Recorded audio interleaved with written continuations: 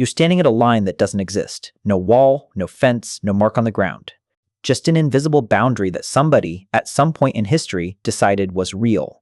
And now, because enough people agreed to keep believing it, crossing it can get you shot, taxed, arrested, or saluted, depending on which direction you're walking.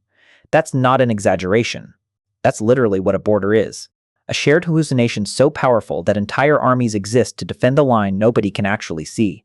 Here's what should genuinely unsettle you about that. For the overwhelming majority of the 200,000 years humans have existed, none of that was true. No borders, no governments, no taxes, no passports, no such thing as your country or their country. Just small, loosely connected bands of people moving with the seasons, answering to no one but each other. And then, in a handful of river valleys, within a relatively narrow window of time, something happened that had never happened before in the entire history of our species. And it happened so thoroughly, so completely, that it now feels like it was always inevitable. It wasn't.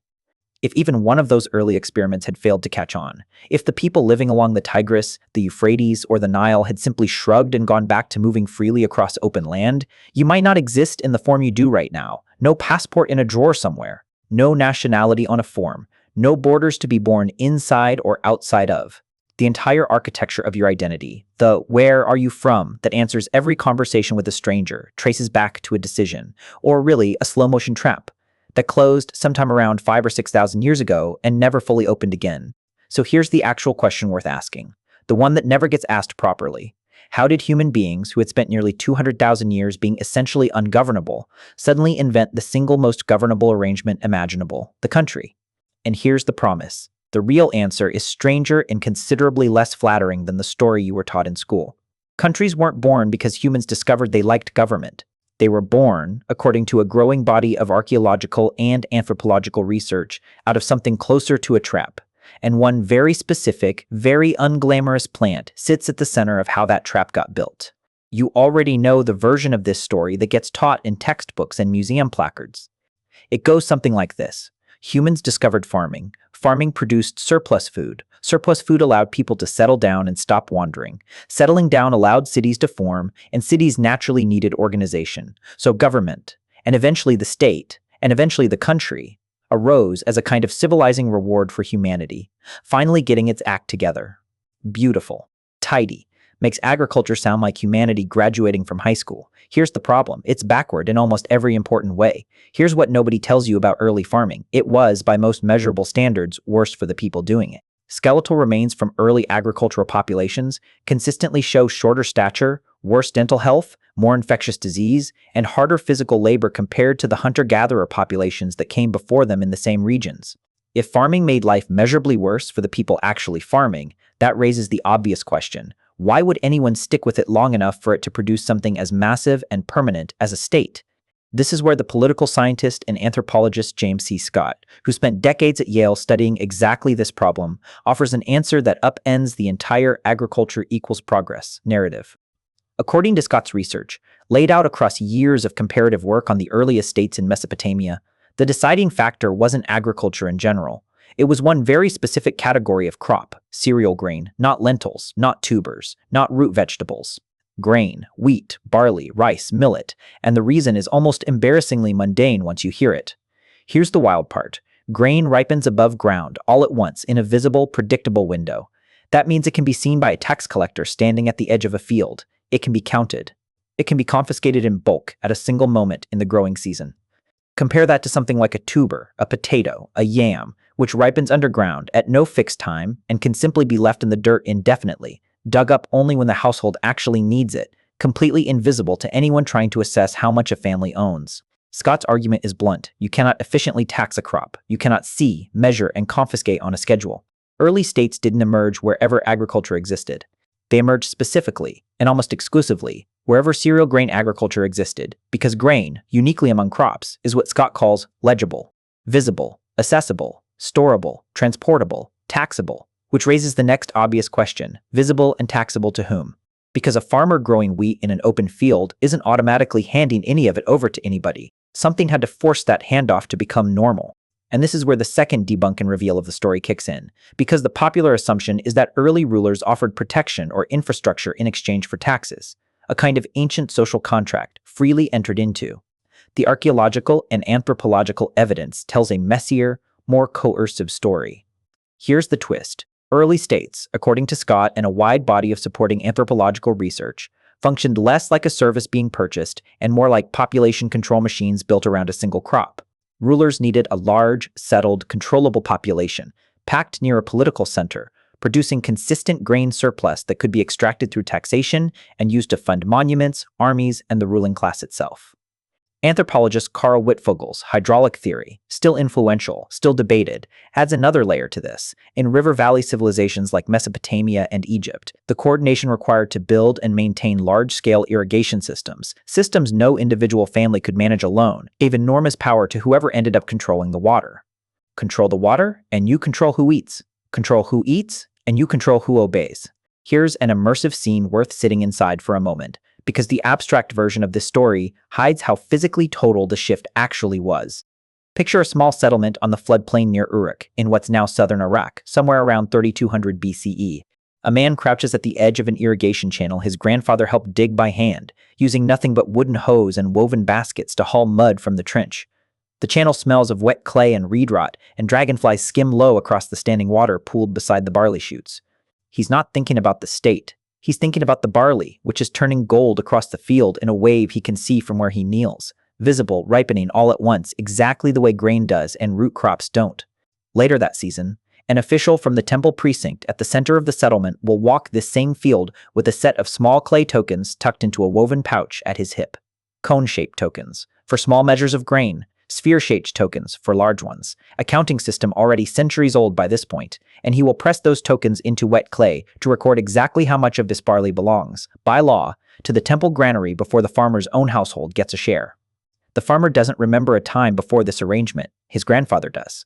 That single generational gap, the last people who remembered living without it, and the first generation for whom it was simply how the world worked, is where the trap fully closes.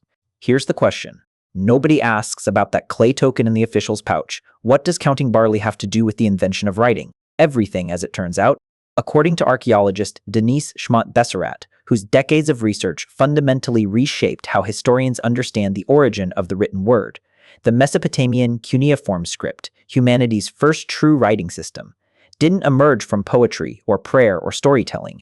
It emerged from bookkeeping. Starting as early as the 8th millennium BCE, small clay tokens in distinct shapes were used across the Near East to represent and count units of goods, grain, livestock, textiles. By around 3500 BCE, as cities and centralized administration grew more complex, the token system exploded from a handful of basic shapes to roughly 300 distinct types, tracking an increasingly bureaucratic economy. Eventually, those tokens started getting sealed inside hollow clay envelopes as a kind of tamper-proof receipt. But to know what was inside without breaking the seal, administrators began pressing the tokens into the envelope's soft outer surface before sealing it, leaving an imprint. Which raises the obvious next step. If the imprint on the outside already tells you what's inside, why do you need the physical tokens at all? Somewhere around 3200 BCE, someone dropped the tokens entirely and just kept the marks. Writing was born. Not as art, not as literature, but as a tax receipt, and the fact that we call the resulting era civilization says something uncomfortable about what civilization was actually built to keep track of. Here's another debunk worth landing before moving on. It's tempting to imagine all of this, grain taxation, forced settlement, written record-keeping, as something imposed on a population that had nowhere else to go. That's not quite right either, and it's arguably the most surprising piece of the whole puzzle. Scott's research points to extensive evidence that populations across the ancient Near East frequently resisted this new arrangement, fleeing settled grain tax states for the surrounding hills, marshes, and steppe, where mobile, non-state ways of living remain not just possible but, by several measures, considerably healthier and less burdensome. Early states weren't simply the natural, inevitable next step of human progress that everyone eagerly signed up for. They were, in a very real sense, a trap that people kept trying to walk back out of. And the fact that states nonetheless persisted, expanded, and eventually covered nearly the entire globe says less about their appeal and more about how effectively they were able to prevent people from leaving once they were in. So how did a state actually become a country? A bounded, named, singular political entity with a defined territory, rather than just a fortified city with tax collectors radiating outward from it. Here's where the story shifts from Mesopotamia to the Nile, and to one of the strangest, most deliberately staged pieces of political propaganda ever carved into stone. Around 3100 BCE, A slab of dark gray siltstone a little over 2 feet tall was carved on both sides and buried, quite possibly on purpose, at a temple in the city of Hierakonpolis. Modern archaeologists call it the Narmer Palette, and it depicts a king named Narmer wearing, on one face of the stone, the tall white crown associated with the southern region historians call Upper Egypt, and on the other face, the distinctive red crown of the northern Nile Delta region called Lower Egypt. It is the earliest known image of a single ruler wearing both crowns, and archaeologists widely regard it as visual proof, or at minimum visual propaganda, of the moment two previously separate political territories were fused into a single entity by a single ruler. This is, as far as the archaeological record shows, one of the very first times in human history that country, in something close to the modern sense, a fixed, unified, named territory under one central authority, actually came into being. Here's the twist behind that twist, though. Narmer's palette almost certainly wasn't documenting a neat, tidy merger. Most modern Egyptologists interpret the imagery. Narmer smashing an enemy's skull with a mace, rows of decapitated captives laid out in neat lines beneath him, as evidence that this unification involved conquest, violence, and the forcible absorption of Lower Egypt's people and land into a political structure controlled from the south. The palette wasn't a treaty. It was theater. It was the ancient equivalent of a government press release, engraved permanently in stone, specifically to convince everyone who saw it that submission to this new, larger authority was not just inevitable but already accomplished, already blessed by the gods, already too late to resist. The country of unified Egypt didn't emerge because two peoples decided they'd be better off together. It emerged because one side won, and then commissioned an extremely durable advertisement saying so. Which brings the story to its next layer, the one that finally explains why a country, once formed, tends to stay formed for centuries or millennia instead of dissolving the moment its founding ruler dies. Here's the wild part. A border, a tax system, and a writing system are all in their own way useless without a fourth ingredient, a story people actually believe. Scott's broader research, along with decades of archaeological work on early state religion, points repeatedly to the same pattern. Nearly every early state anchored its authority not just in military force, but in an elaborate mythology insisting that the ruling order was divinely ordained, that the grain god or the sun god or the river god had personally sanctioned this particular arrangement of who owes labor to whom. Narmer's crowns weren't just fashion. Ancient Egyptian religious tradition tied kingship directly to the god Horus, meaning obedience to the king wasn't merely political, it was cosmic. Refusing the state wasn't just breaking a law, it was defying the order of the universe itself. That is an extraordinarily effective piece of psychological engineering, and it's one that shows up, in slightly different costumes, in nearly every early civilization that managed to hold itself together for more than a generation or two. Let's widen the lens and trace how far this specific bundle of inventions, legible taxable crops, written record-keeping, a bounded and named territory, a divinely sanctioned ruling story, actually rippled forward through history, because the pattern repeats with startling consistency. The same grain taxation logic that built Uruk's temple economy reappears, independently, in the Indus Valley by roughly 2500 BCE, in China by around 1600 BCE, and across the Americas in Mesoamerica and the Andes, all organizing themselves around cereal crops, maize instead of barley, but the same visible above ground, harvest all, at once, impossible to hide, logic driving the same outcome. Boundary markers, once established at Egypt's Narmer-era unification, evolve over subsequent millennia into formal boundary stones and treaty lines across Mesopotamian city-states, then into the fortified frontiers of empires like Rome, then eventually into the modern surveyed border, the fence, the checkpoint, the line on a map defended by satellites instead of siltstone carvings. And the bureaucratic accounting impulse born from those humble clay tokens tracking barley in a temple granary never actually went away.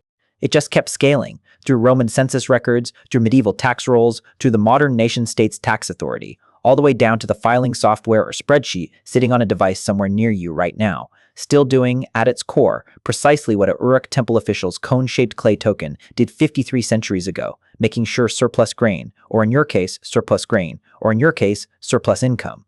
Here's a second vignette worth pausing inside, because it captures the human cost of this transition in a way the theory alone can't. Imagine a family somewhere on the margins of the newly unified Egyptian state, not long after Narmer's reign, in a small delta village that used to answer to no one beyond its own headman and now, abruptly, answers to a court hundreds of miles upriver. A mother stands at the edge of her family's plot as an official scribe walks the boundary with a length of knotted rope, stretching it taut between wooden stakes to measure the field's exact size for the new royal land registry. a practice that would, centuries later, directly inspire the geometry the Greeks eventually called geometry, literally earth measurement. She watches the rope pull tight, watches the scribe press wet reed marks into a flattened clay tablet, and understands, without needing anyone to explain it to her, that the plot her family has worked for generations is no longer simply theirs in the way it used to be. It is now a line item. It has a number attached to it, and that number belongs to someone she will likely never meet, sitting in a capital she has never seen, protected by a story about gods and crowns that she has no power to dispute. Nothing about her daily labor changes that morning. Everything about who that labor ultimately serves already has.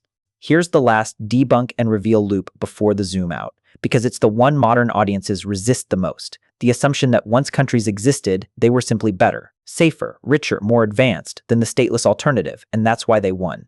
The archaeological and skeletal evidence doesn't fully support that either. Early state populations, on average, dealt with more crowd-transmitted infectious disease than mobile populations, thanks to permanent settlement near domesticated animals and each other's waste.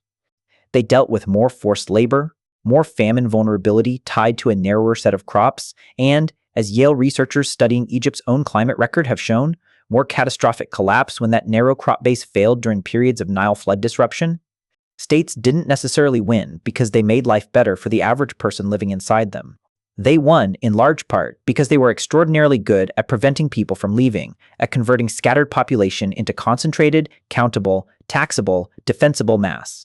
And once enough states existed side by side, competing for land, water, and labor, the ones that failed to organize this way were simply outcompeted, absorbed, or erased by the ones that did. It wasn't a contest of comfort. It was a contest of control, and control won. Zoom all the way out to right now, today, and the uncomfortable truth is that almost nothing about the underlying machinery has actually changed. You likely live inside a bounded, named territory whose borders trace back, in an unbroken institutional chain, to exactly this kind of ancient claim of ownership over land and the people on it. You almost certainly pay taxes calculated and recorded through a bureaucratic accounting tradition whose most distant, direct ancestor is a clay token pressed into wet mud to count someone else's barley.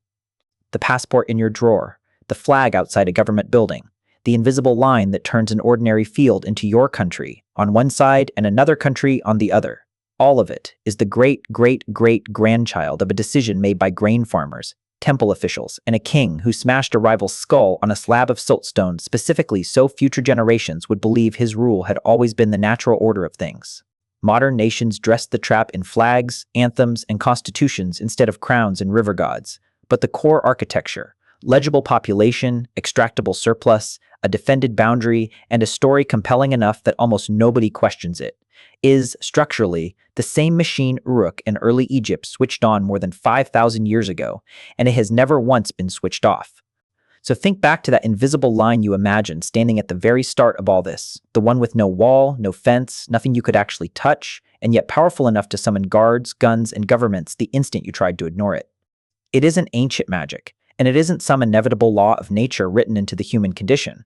It's an idea, deliberately engineered by people who needed you accountable, that worked so well it outlived every single person who first believed it. You didn't inherit a country because humanity finally figured out how to live well together. You inherited a 5,000-year-old trap that got mistaken, somewhere along the way, for home.